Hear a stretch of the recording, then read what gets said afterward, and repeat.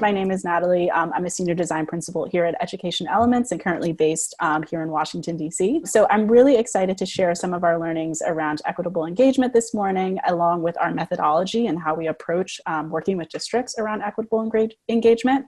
I'm going to pass it to Dave. And I have to say, Natalie is way too modest. She is also one of the authors of the Connect Guide that was created. So her, Noah, and Kim, and all the folks that participated in creating that. My name is Dave Hardy. I'm a managing partner, lucky to be the sidekick to Natalie today, but also a VP of People and Culture for Education Elements. We're an education consultancy. We have over 10 years of experience working with thousands of districts across the country on a variety of things. Of course, today we're going to be especially focusing on our equitable engagement methodology, but we also work closely on all levels of the education sphere. So with that, to give you a sense of what our methodology is and where we'll be honing in on today, we have a framework when it comes to equitable engagement, and it is centered on 3 and kind of actually 4 steps. The 2 steps that we'll be focusing on today are really step 0 and step 1, with a special focus on connect. So with that, I'm going to pass it over to Dave to share a little bit more about what we do and how we approach these challenges. So I want to just start with this graphic, and I think there are going to be a number of people out here that will nod, even though we may not be able to see you, but also just empathize with this reality in so many of our school systems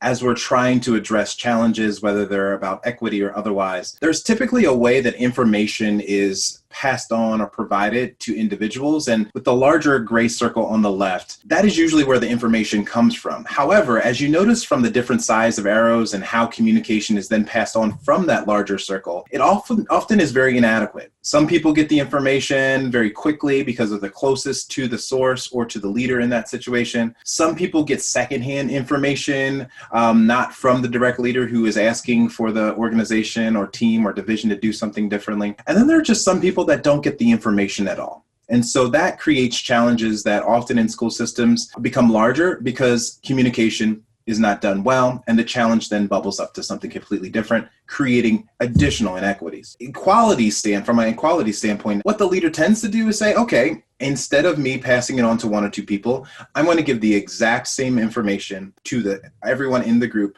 the exact same way. That also is a situation where if the challenge centers in the middle here or is with a leader in the middle, they give the same information to everyone. However, as you notice by the different sizes and shapes, not everyone receives information the same, not everyone faces challenges the same, and not everyone understands challenges the same way. So why do we continue in education systems at times to give the same amount of information to everyone in the same way when we know it could and often creates additional challenges, especially as it relates to equity? So we know that equality in where we are in the world is not necessarily the best solutions in most cases when trying to address challenges of equity. However, in the third example here, if we were truly being equitable, the leader will understand what each individual needs and meet them where they are.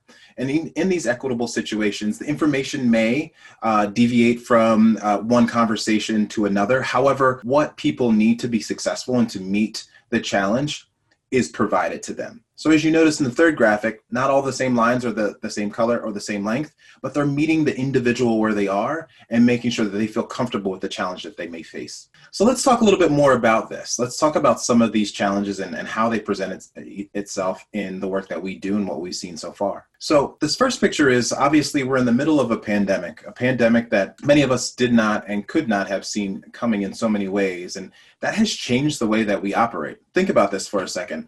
A lot of the work that you are probably doing right now is on a screen, on Zoom, Microsoft Teams, or some other platform where you're engaging in different ways that we never had to do before.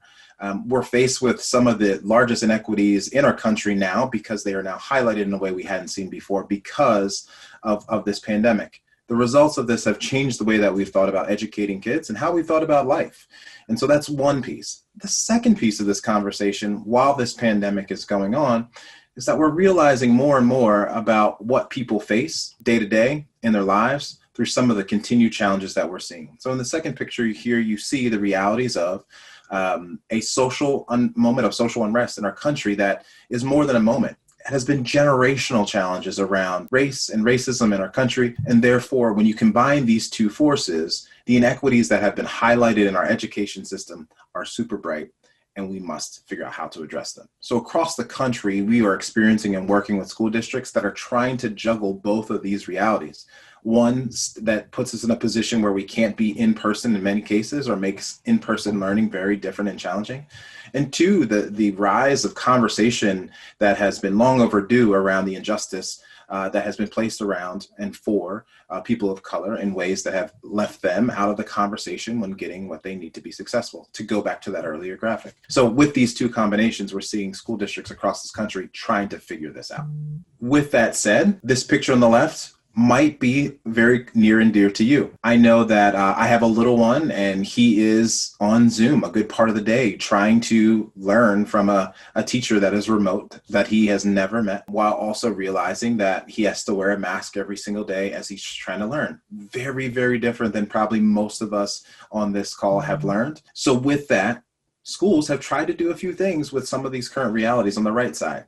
A ton of well-intended practices. I know all of you that are on this webinar right now have tried so many different things to make those relationships, to connect to people, to ensure that student and teacher engagement is strong. At the same time, those intended practices are hard to execute on when there's so much time spent on these devices. A lot less time planning for this new reality. So this increased time of computers and communication platforms for adults and children has created some challenges. It has increased stress levels in many different ways that we're not quite seeing. For example, I know I had to go to Amazon the other day and buy some blue light glasses because I knew I was getting headaches from the amount of time that I was on Zoom. So the reality of the situation, as we thought about virtual learning and the intent of virtual learning, is right.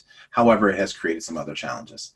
This all sits in the middle of just an increased level of uncertainty, right? There's a lot of things going on around us that we now recognize are not the same. We used to be very used to waking up early Monday morning, getting on a bus if I'm a child, or driving in a car if I'm an adult, to my place of work and or learning, and that's changed. And so those levels of uncertainties are high, which created a pathway towards fixing the challenges a little bit more difficult.